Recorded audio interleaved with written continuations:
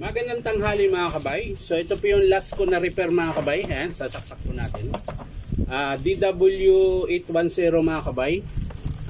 39244 letter A. Kasamahan pa rin to mga kabay dun sa finishing sander na ni-repair natin. Tsaka yung rotary hammer. So ito po yung pang last. So yan mga kabay, nakasaksak po yan. Panda rin natin. Umuusok mga kabay. Mabagal yung ikot, tsaka umusok siya. So titingnan natin mga kabay. Tara, samahan nyo po. So yan mga kabay, nabuksan na po natin. Yun. Sunog po yung armature mga kabay. Oh.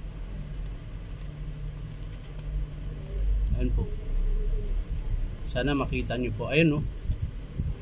Nangitim po yung winding nya. Ayan. So yun po yung dahilan kung bakit umusok. So sa bearing mga kabay, okay pa naman. Ayan, sa carbon brush mga kabay, mahaba pa. Mahaba pa po yung carbon brush nya. Ayan, papakita ko po sa inyo. Ayan po, yung carbon nya mahaba pa. So sa gear, okay pa rin mga kabay. So ang papalitan lang talaga mga kabay yung armature. Yan lang po talaga ang sira. Ayan. So hindi ko na po ipapakita sa inyo paano buuin mga kabay. Papakita ko na lang sa inyo mga kabay kapag in-approve ng customer. So ulitin ko mga kabay, armature lang po ang sira. Umusok na po siya, ayan. Sunog po yung winding niya, ayan. So yan lang po mga kabay, maraming salamat sa panonood at pa-like and share na rin po. At syempre, subscribe nyo po, ito ang aking YouTube account na Inom Tabay. Yan, lalong-lalo na dyan sa mga taga Negros mga kabay, baka naman po pwedeng subscribe nyo po ito aking YouTube account na Inom Tabay.